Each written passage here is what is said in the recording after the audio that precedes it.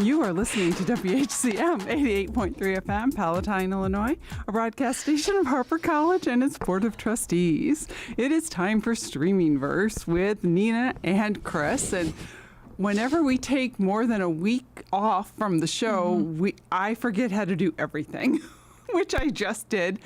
I had us on camera, which we'll talk about in a second, but I did not turn my microphone on. I turned your microphone on, though. You were turned on, Nina. I don't know if that's... Oops. Oops. I don't know if I can make our picture bigger in here. I don't know if it's... It looks good on YouTube. Yeah. So you're listening to us on 88.3 FM. You're also listening to us on harperradio.com, but you can engage with us and see us and hear us on YouTube Live if you look for the streaming _ verse channel, which I finally set up my own notifications because I followed our channel, streaming _ verse, but I didn't have it set to send me all the notifications. So every time we do a show, I'm like, where are we? We're right here. So I've done that now. So follow us. So make sure if you are listening, head on over to YouTube Live and make sure you subscribe, right? Yeah. We have to learn new lingo. Make sure you like and subscribe and hit that notification bell for alerts. Because we're cool. Yeah. So Nina, what have you been streaming? Like you said, we don't do this for like a week and it's over. I know.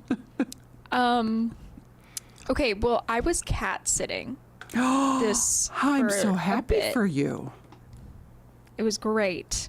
So basically I was living at someone's apartment for a bit, and that meant that she had Netflix. I do not have Netflix anymore. That's even better. Yeah, so she was like, I don't care about the algorithm, you can watch whatever you want. And I was like, amazing. So I binged 2 series.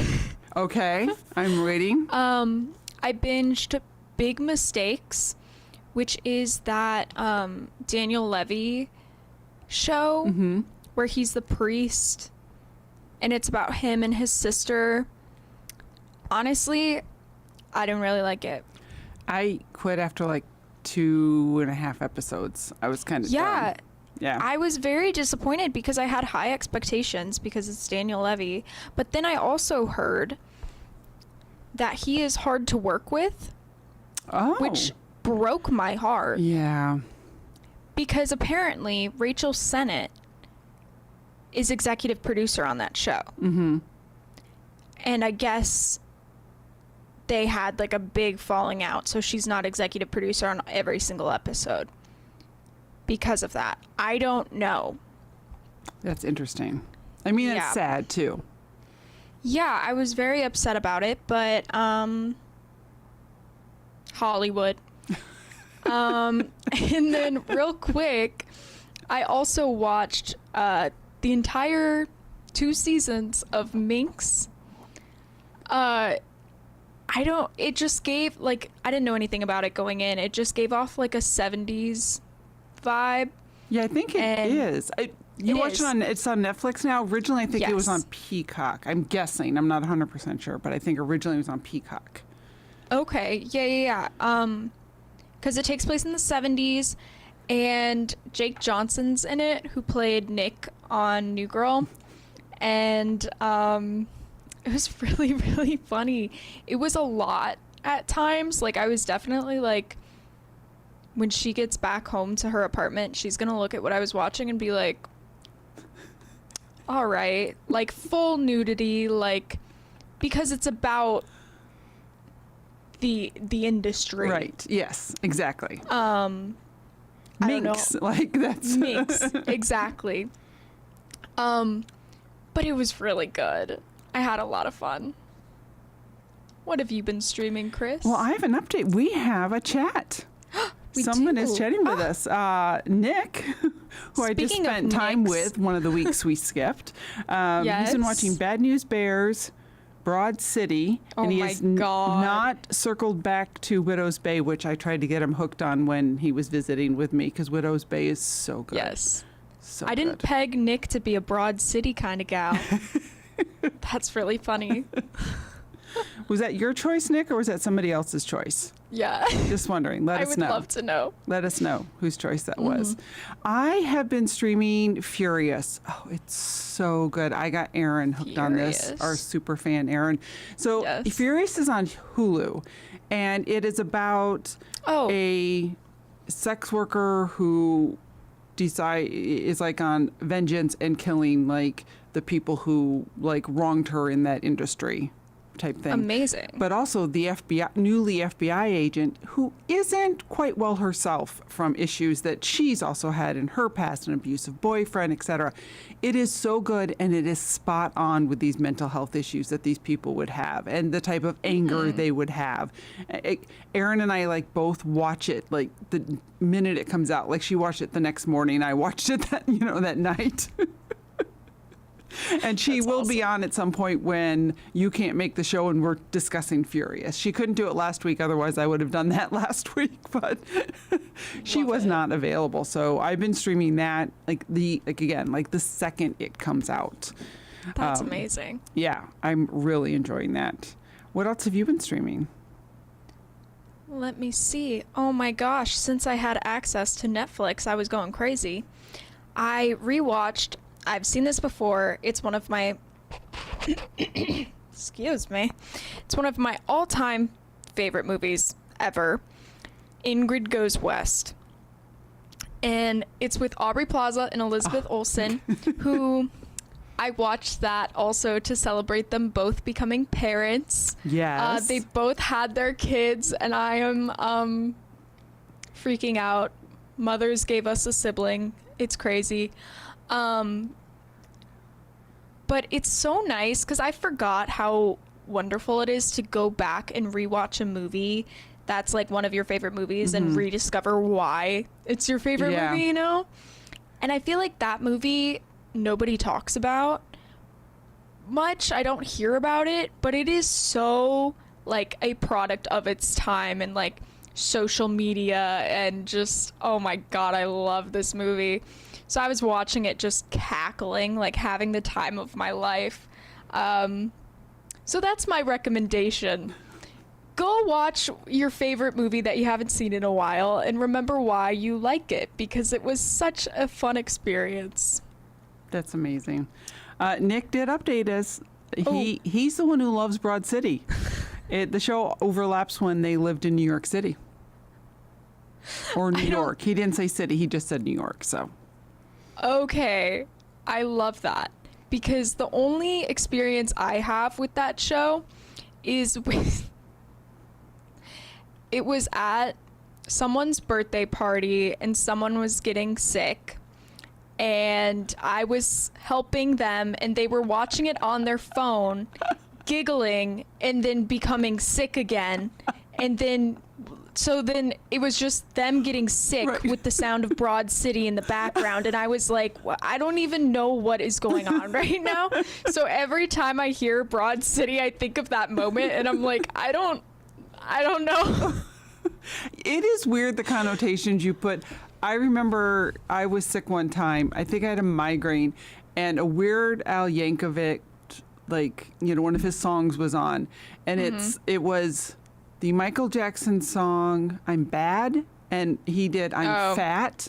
So it was Yeah. all about gross food and everything, and I had a headache. I can never watch that again. It was like, nope, never see that again. That'll do it. It was too much. So I get that connotation. Speaking of rewatching things, I haven't rewatched this, but I'm going to share because I was so geeked out and so excited. So I did do my, what is it? Every once in a while I'll decide to do a swim around Mackinac Island, and we did it a couple weeks ago. I did it with my son. He was my kayaker. It was amazing. It was a great swim. The water was smooth for like 4 miles. I got to keep my head in the water and look at rock formations. It was amazing. And my son was amazing. Nick was just amazing. Like after the swim, we went on a hike, and then we were going to go out for dinner. But he's like, let's stop by the Grand Hotel first. Now the Grand Hotel is where Somewhere in Time was filmed. And that's the reason I love Mackinac Island, and that's the reason I've always wanted to go to the Grand Hotel, is because the movie Somewhere in Time with Jane Seymour and Christopher Reeve and other great people. Oh, what's his face is in it too. Oh my gosh, why can't I think of his name right now? Isn't it the guy that I don't like? Jake Gyllenhaal? No, he's not in that. It's from the 80s. It's the captain from The Sound of Music. Why I love him and I can't think of his name. He plays a guy who's evil though in this one. Baron Von Trapp? Yeah. What's his name? That's it. The Christopher Plummer. Christopher Plummer. Yeah, he's in it as well. I love him. So we went and explored like the Grand Hotel, and I had heard you had to pay for it, but apparently you don't anymore. So we got all these pictures, and the next morning we had breakfast in the main dining room, and I geeked out and was so excited because it's something I've always wanted to do. But it's also like you feel connected to that thing in your movie. Like, you talked about rewatching something. It's like, I am part of Somewhere in Time now because I've had a meal there. No, I was literally, when I was watching Ingrid Goes West again, I was like, is that my neighborhood? That could be my neighborhood. Like, it's definitely not my neighborhood, right. But it could be. Did they film this here? Oh my God, where is this? I need to go to Joshua Tree or whatever, because that's where she has a house. Like, it's... Yeah, there's just something about that connection. Like, even I remember watching 28 Days Later, which is, dystopian when there's a virus and everybody died. Yeah. Somebody wakes up from a hospital. And I'm like, oh, I've been there in England. Like, where he wakes up and is walking around. I'm like, that looks like the theater district and blah, blah. It's just like... Me, when I went to New York with the Avengers, I'm like, this is where Captain America woke up. Right? Exactly. So, yeah, it was just like, and I watched Somewhere in Time this year too, and I'm like, this holds up. This movie holds up. It's so good. Oh, that's awesome. That's also nice too when you rewatch something and it holds up. Yes. Versus, ooh, and I recommended this to people. I should have put an asterisk by it. Right. It was filmed in the 80s. It could be cringe. Or problematic. Or problematic, yes. Yeah, definitely problematic. So many things. So many John Hughes movies that were so wonderful. Truly. Are now so problematic. Yep. So upsetting. You have anything else you're streaming? I got one more thing. I'll just say it real quick because I know we got to take a break soon. But Phoebe Bridgers' new album came out. I just remembered that because you played Motion Sickness before we started. But it's amazing. And if you need an album to crash out to and cry yourself to sleep to, I definitely recommend it. Nice. Great recommendation. Yeah, I was excited when that was there. I'm like, oh, this is perfect because, of course, I played a Monkey song before that. Amazing. Phoebe Bridgers' song. Amazing. Everyone's like, yeah, Nina and Chris are on the air. Yeah, they're back. You can tell by the songs they picked. I just wanted to share, Reacher is back, so I'm excited about that. But I'm very sad because TV Time was not here to remind me. So it was one of those, I need something to give me notifications that it's back. Yeah. And I don't know if Q is going to do that for me. I don't know if they, so. yeah. So there's another one called Bingers that was created by the same person who created TV Time. And I might have to check that out because I need notifications. I also need to be able to go into an app and see in 30 days this is coming, in 45 days this is coming. Right. And even prepping for the show, I missed TV Time because I was trying to remember, you know, the swim things that I've watched and like, what was this? What was that movie? And I'm like, there's no comments. I don't have something to go look at the comments. Yeah, I really miss TV Time. Ode too. to TV Time. Yeah. All right, so do you want to read the station ID? Can you do that off the top of your head? Do you want me to hold it for you? You are listening to the award-winning WHCM 88.3 FM, Palatine, Illinois, broadcast station of Harper College and its Board of Trustees. All right, and I'm going to read a couple PSAs for everybody. And of course, I'm always looking for the evergreen ones. Well, yes. Evergreen. What is that song? You know that song? Ageless and evergreen, something like that, whatever. Okay. Are you a Harper student looking for a job? Well, look no further. Every week from 8:30 a.m. to 3:30 p.m., the Job Placement Resource Center in room I-116, that is really small print. We're going to say I-116, maybe it's I-114. You have to look. I'm sure it's labeled. Great. Has job placement professionals that'll help you with resumes and your job searches. Stop in for all of your employment needs. Email or call to make an appointment or come in during walk-in hours. Woo! And keep it tuned to WHCM 88.3 FM. And just a reminder, the thoughts and ideas presented on this show are our own and not necessarily representative of the opinions of WHCM, Harper College, or its Board of Trustees. Oh, yeah. Yeah, I've actually, and something else I've been streaming is another, content provider. It's House of Peaches. Have you ever seen her? It's amazing. House of Peaches? So that's just what she names it. She keeps she doesn't use her name in any of it. It's kind of a way to be anonymous. She calls her husband Captain Big Shot, and he comes in and she just but the way she talks is so calming. And and what she does is, the first time I found out about her is because she put together her own murder binder. So she's ready for Dateline NBC. Jesus Christ. And she'll just put suspects and possible affairs. And she has a pregnancy test with not pregnant on it. It's amazing. That's the first thing I ever saw that she did. Oh my God. And then she'll have parties. We're going to update our murder binders because you have to be prepared. And she talks like that, so it's kind of calming. Just in case anything happens, I want to make sure I'm producing my own content.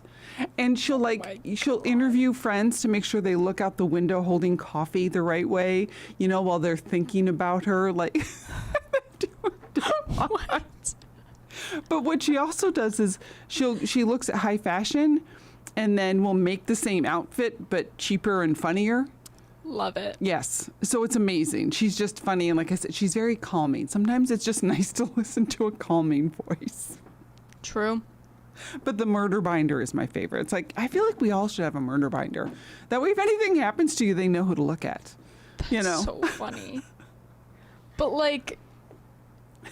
that's crazy. Imagine one of your friends finds that and they're a suspect. Right. Then they're going to kill you. Well, no, because you already outlined it all, unless they hide the murder binder. So you have to hide that, make sure no one finds it. And she has publicized this. So. Yes.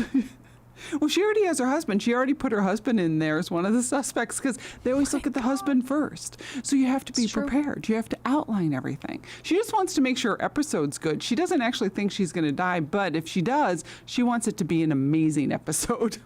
Oh my God. It's so funny. It's awesome. I'm like, why didn't I think of that? It's the cats. You'd have Milo and Binkley. I can see their mugshots now. Exactly. Binkley, it wasn't me. And Milo's it could have been. Maybe. I didn't get fed in time. these things can happen. What are you going to do? Speaking of algorithms, you were talking about algorithms. Erin watched My Cats, and so she actually texted me and she goes, I hope I didn't mess with your algorithms. And I'm like, no, that's fine. And I go, but I do have these extra profiles that you can use while you're here type thing, because Milo has his own profile. Amazing. Because when I rewatch things or watch things like but not paying attention, I'll watch it on his so that it doesn't show watched on mine. I mean, awesome. I'm a single person. I've got plenty of profiles. There you go. Well. That And is I'm awesome. afraid to share them too much because like Netflix, even though no one else really watches my Netflix, I get like pop-ups. Hey, is someone else watching this? Do you want to pay to share it? It's like, Yeah, no. no, I don't. Like, I'm afraid what would happen if I actually shared it with someone who watched it all the time. They'd be like, we know what you're doing. Yeah. We're going to kill you. Yeah, yeah. There is no sharing because if you're a household of 4, you still have to pay $28 a month. I don't know what it is. Yep. But if you're a house of 1, you still have to pay $28 a month, and we don't care. Sorry. It's ridiculous. The world hates single people. Yeah. Oh my God. Okay. All right. So how did you do on your quest? I did really good. You'd be proud. I was actually watching movies specifically for this. Nice.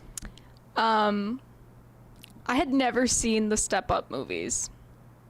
I am am a not either, but I fraud. know what you're talking about. Yeah, I am a fraud. So yesterday, I watched the first Step Up movie, and oh my God, it was awesome. But what I hate is that I did all this research because I'm like, is Channing Tatum actually dancing? Right? Because I'm like, okay, like he's decent. He's not a technical dancer at all, but like he's a street dancer in the movie. Right. And he used to be a stripper too, I think. Yes. Yeah. So then I found this all out in my research that he never has taken a dance class, allegedly. And he just taught himself this stuff. And I'm like, oh, I hate you. Because it's always the male dancers who do that, who they can get away with it just because if you can kind of move as a guy, It's good enough. like, yeah. it's good enough, we'll take you. But he was good in the movie. Jenna Dewan is amazing. It's so funny watching that movie because it's like everything that she's doing in class is like stuff that I would do in class. Okay. Like it's like the same kind of dance because I feel like a lot of movies like, you know, Dirty Dancing and like it's all like partner dancing, Okay. which is not really what I did. But also my cousin is in that movie, Miss Allison Stoner. Just kidding, not my cousin, but they're awesome. And I lied a lot of my life saying that they were my cousin. Why not? Exactly, why not? But I didn't know they were in that, so that was crazy. They have like the teeniest role in the movie and it was awesome. But yeah, I enjoyed that. Cohesive thoughts are not forming right now. I apologize. Yeah. So I want to say, because I don't want to seem too critical here, because I am going to be very critical.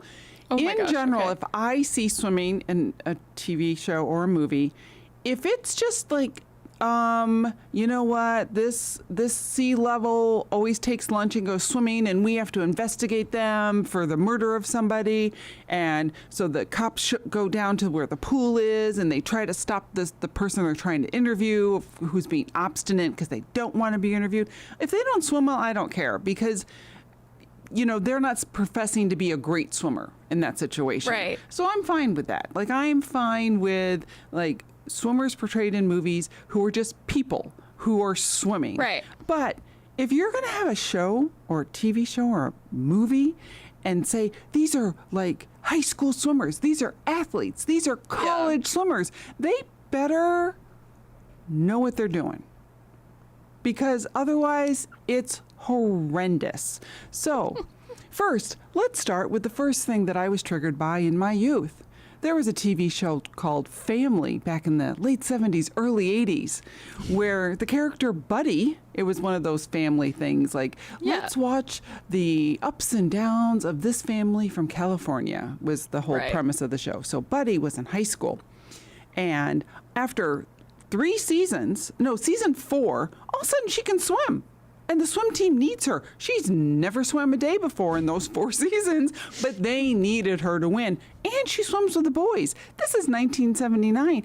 Title IX barely exists at this point in terms of getting women in sports. Like it started like in the mid 70s. So, but she's going to compete with the boys? For some, it was in a relay.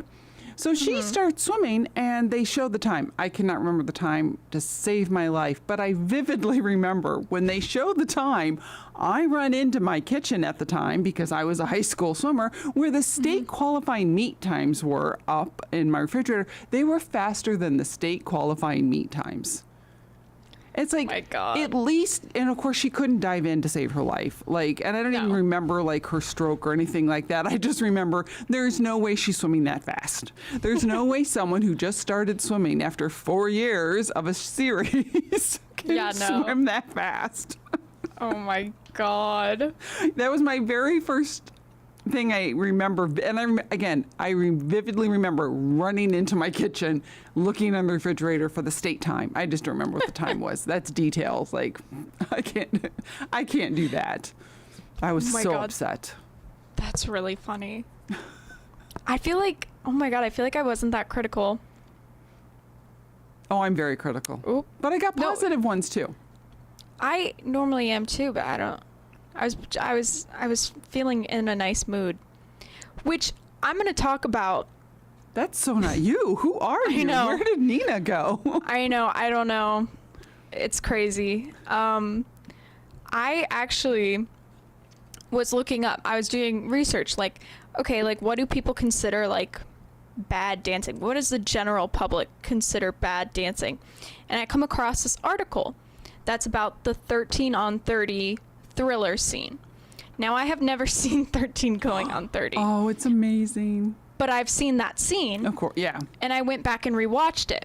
Well, there's this complex, whatever website that is, article on that being like the worst scene ever. Let me read it to you. Let me read what this person had to say about it. Okay.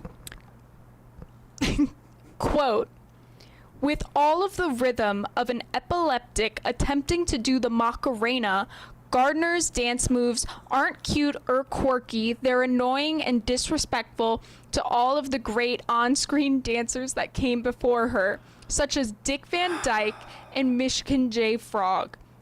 End quote. Okay, sorry, I'm throwing things now. That pissed me off so much. Like, you've got to be kidding me, right? That's disrespectful. She's not playing a professional dancer. No, exactly. She's just a girl. 100%.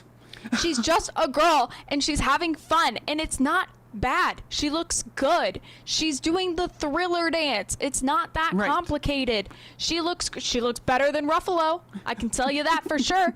She, like, an epileptic attempting to do the Macarena. First of all, that is so offensive.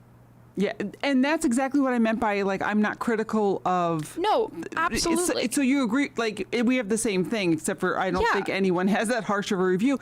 Because one, she's a 13-year-old in a 30-year-old's body, so that's one. Two, even in the movie, it's a spontaneous thing by a non-dancer. Everyone in that scene is supposedly a non-dancer. Obviously, the background people were probably really... had some form of dance, but there wasn't supposed to be a formal dance. It was supposed to be fun. That's it. It was supposed to be a memory. It was supposed to bring back like the memory of watching that video and doing that dance. And I read this, and genuinely, I was like, oh, this is like an article trying to rage bait me. Like, this is like one of the, like The Onion or something, you know, like this is like trying to piss me off. Oh no, this is serious. This is what is wrong with our society. People like this. And of course, there's no name on the article because they're a coward, but I hope that they have terrible dreams at night. Yeah. Yeah, because that's ridiculous. I mean, It's ridiculous. it's not everything's going to be perfect. And plus, like I said, that it was the emotion that was supposed to get you on that scene behind. Exactly. You know what I mean? Yeah. And it's fun. And I bet you this person who wrote this has never danced a day in their life. So literally stop talking. Before we go on to the next comment that one of us Yes. has, you were listening to WHCM 88.3 FM, Palatine, Illinois, a broadcast station of Harper College and its Board of Trustees. Just a reminder, the thoughts and ideas presented on this show are our own and not Yeah. necessarily reflective of the opinions of WHCM, Harper College, or its Board of Trustees. Yay! Well, I feel like I should go into a positive one now. Because you, not because you were negative about, you were kind of positive about what she did in it, is what I'm saying. I was negative about whoever wrote that Right, article. the article. So, okay, I'm going to go with my first positive one. So there's a movie called The Swimmer. I can't read my own handwriting. All right. The Swimmer, and it's from 1968. And actually, I saw this with Nick when I went to go visit him when he was in college, because they were having this, at their movie theater at the school. They were playing this 1968 movie called The Swimmer, and I'm like, it's The Swimmer. I swim. Let's Why go. not? And it was starring Burt Lancaster, who I love, and who was in Field of Dreams, which was just amazing. Anyway, have you ever heard of Burt Lancaster? He was like one of the top movie people of that era, with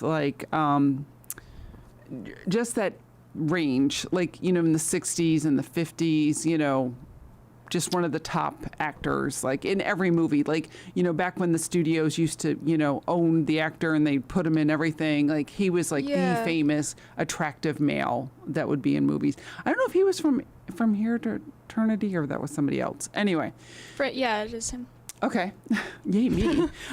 So the movie is kind of bizarre because he starts at he's at this party. And again, this is the 60s and everyone's kind of probably even more based on the 50s of that swinging, we're hip, we're cool, we're happening people and we're rich.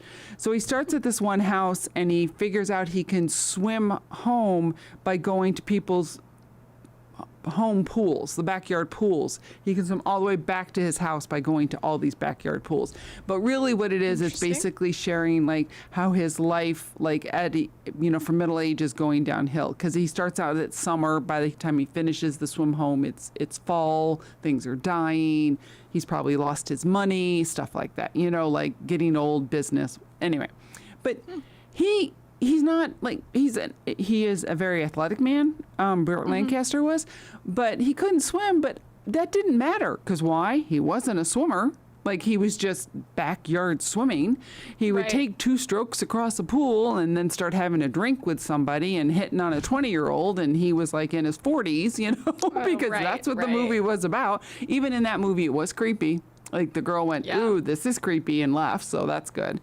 But yeah, it's it wasn't about him being, it's called The Swimmer, but it's not about him being a great swimmer. It's about the journey that a swimmer takes through these backyard pools. There you go. Yes. Love it. This is just a teeny tiny part of this series, but in an episode of New Girl. Hold on. Look what Nick wrote. Nick is added to the chat. What? Burt Lancaster's son wrote The Bad News Bears, what Nick said he had watched earlier. What? How did that happen? That is insane. I did not know that. That's wild. What? Okay. That's crazy. Oh my right. God. New Girl. Okay. So, obviously that's not a dance show, but I think they were making fun of the fact that Jake Johnson, who plays Nick Miller, cannot dance or pick up choreography at all. And watching, it's an end credit, the credits are rolling and they're they're doing this like really simple line dance in the bar. And in a interview, they literally said that they stuck Jake Johnson in the back because he just cannot learn choreography. And he is just like fumbling around like it's literally side together, side step, side together, sides. Like it's like the easiest choreography. He cannot do it. And then Coach and Winston, two of the other main characters, after rewatching it for this, I realized they bump into each other too. I'm like, it's not even a minute of dancing and they cannot do it. But somehow they were all in perfect character. But like everyone in the comments is like, was that a character choice on Jake's behalf? And they were like, no, he's just terrible. And it's so funny. I love it so much. But again, they're not supposed to be dancers. But it's just probably one of my favorite dance sequences in a movie or TV series. It's so funny. That's amazing. It's incredible. Okay, here's my super negative one. All right. Swim Fan. Obviously, a movie about a swimmer. It's a high school senior who is an elite swimmer who somehow, whenever he dives into the pool, they always cut away. And when they come back, he's swimming in the water, but it's a long shot because it's somebody else on top of the water. It's not him. So they have these great shots of like high school practice and stuff, and it looks amazing. The strokes are amazing. It looks really good. But whenever because apparently the director decided to film it, there was a lot of controversy with this film when I was doing my research, because the director filmed, because it was so hot, he filmed a lot of it in his swim trunks and would lie down at the bottom of the pool or would be lying down under them to film stuff, like kind of creepy. Oh my God. So when they show these scenes with the, actual actor, he has no stroke whatsoever. It's like, could you have not spent, a couple hours just teaching them some basic form so they at least knew not you don't hit the water? It's like there was so many things. Awesome. And he also, when they're practicing, and this just triggers me, because again, you don't even have to learn anything. It just shows how much, again, if you're going to have a movie that's centered around a high school swim team, watch a high school swim team work out a couple times. Learn what they do. It's like movies about dancers. Like, I don't know if you ever saw The Goodbye Girl. That's actually about some dancers. But you know what I mean? Like in The Goodbye Girl, they're like doing practice and she's trying to do auditions for Broadway and stuff like that. And I'm not saying it's good or bad. I'm just saying I didn't know if you'd seen it. But they are doing practice, and one of the things for all types of activities, what you learn is what you should be doing in that performance or the meet or the competition or whatever. So for swimmers, it's always swim into the wall. So, obviously in a meet, you swim hard into the wall. And even in practice, you don't just lollygag and stop a couple, a foot or a few inches from the wall. No, you touch the wall. Even if it's not super hard, like in a race, it's still into the wall. And they're in practice and they just kind of go, oh, stop. It's like, no, you don't do that unless it's a cool down. If you're doing like 6 100s, every 100 you're swimming into the wall. How hard is that to figure out as a director or a writer? Like, put that in there. Put that in your writing. Swim hard into the wall. Yeah, well, it's like, that's the whole thing. If you're supposedly this really good athlete, whether it's dance, swimming, whatever, you're not going to be marking it at rehearsal all the time. Like, you're going to be going full out. Right. And in a lot of these movies, they're just like kind of like, nah, because they're trying to save it for the big reveal for the performance or whatever. And like, that's not stock. Yeah. Like, yeah, exactly. They just look dumb. Yeah. So do you have any other examples? Oh my God, so many. Okay, this is kind of in the same realm as what you were just saying. And I have actually never seen this movie, and somehow I can still talk about it. Okay, I'm impressed. Let's go. Black Swan. I couldn't finish Okay. it. It's kind of sad and creepy.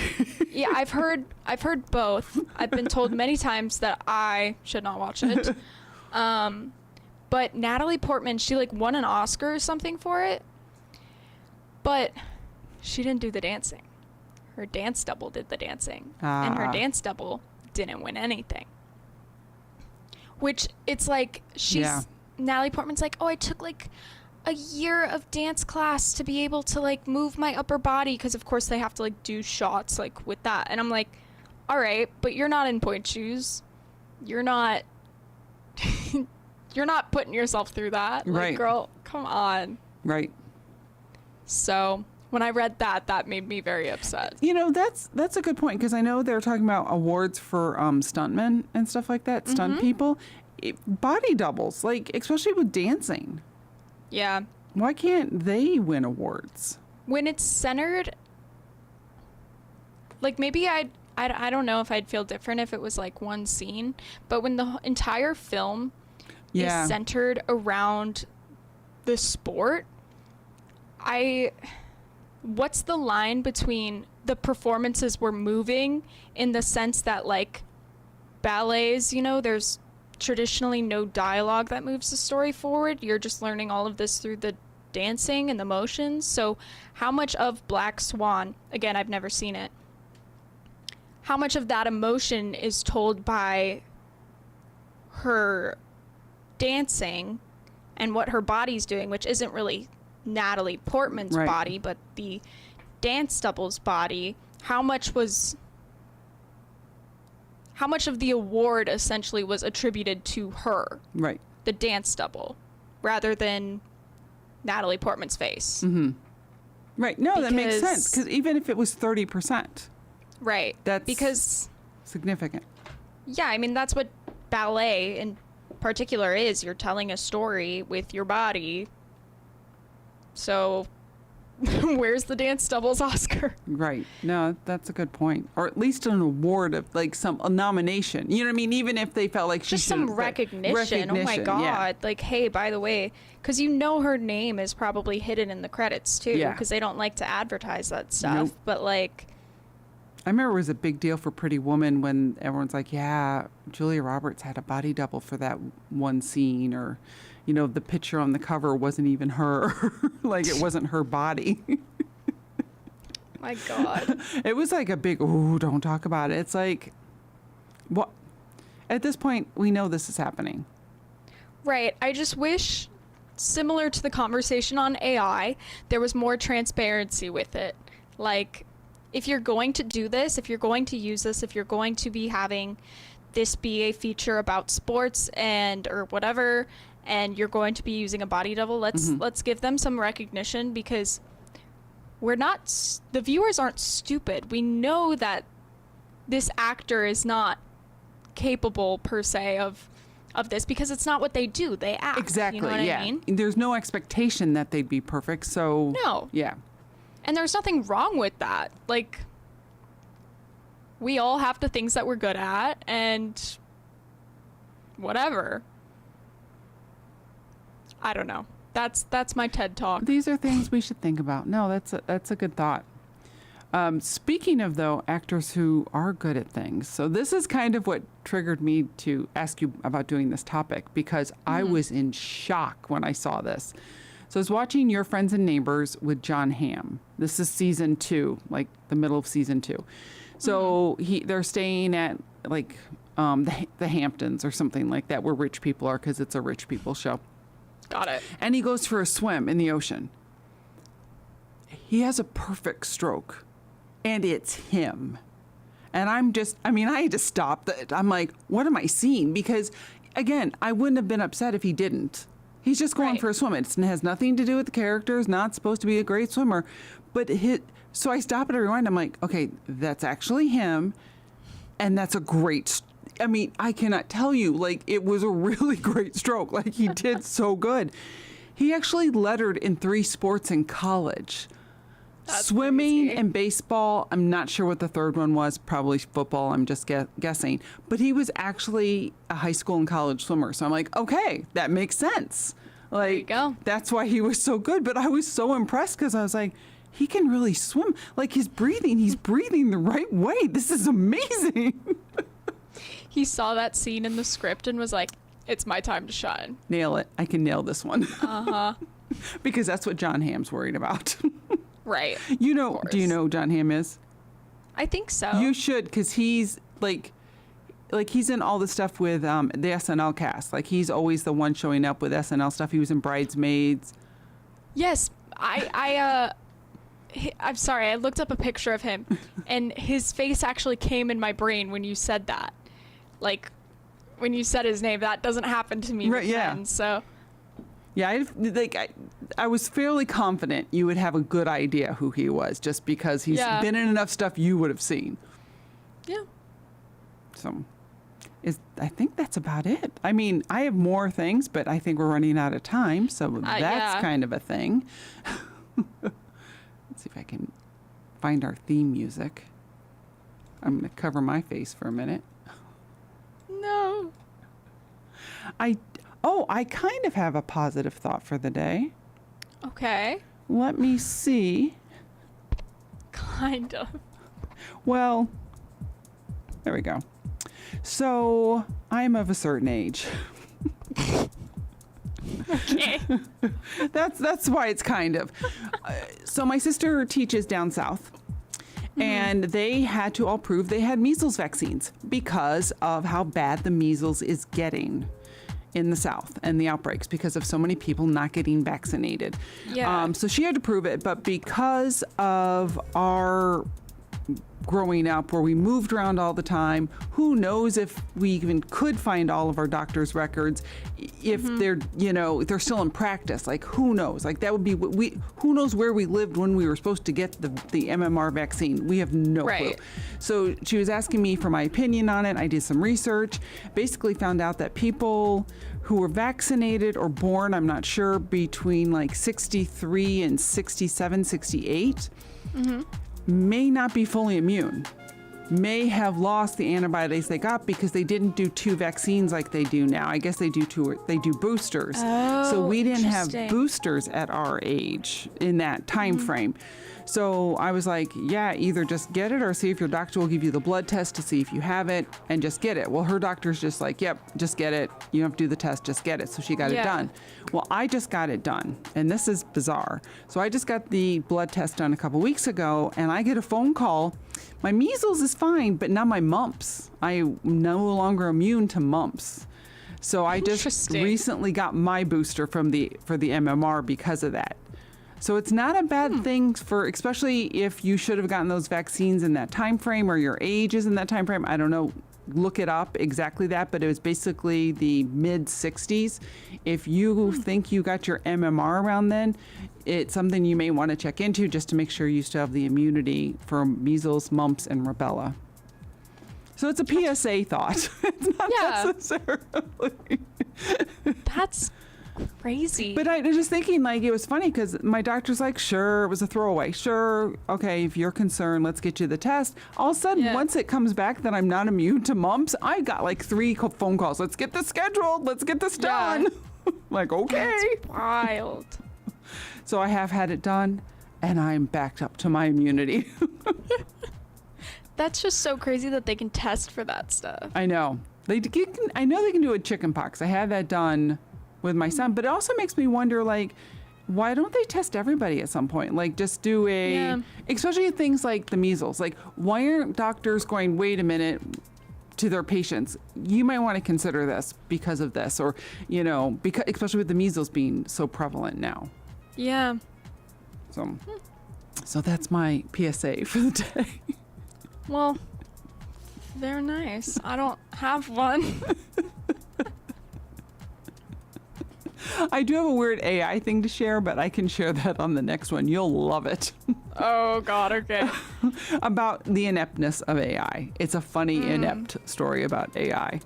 So, well, thank you for listening to Streaming Verse. And Nina, it was great talking to you again. It's been a couple weeks, so this was amazing. It's been way too long. You can catch Streaming Verse here on WHCM Mondays and Thursdays at 7 p.m. And you can catch up on all the past shows at streaming_verse on YouTube. Hooray. Woo! Woo! Follow, like, and subscribe. Bye. Bye.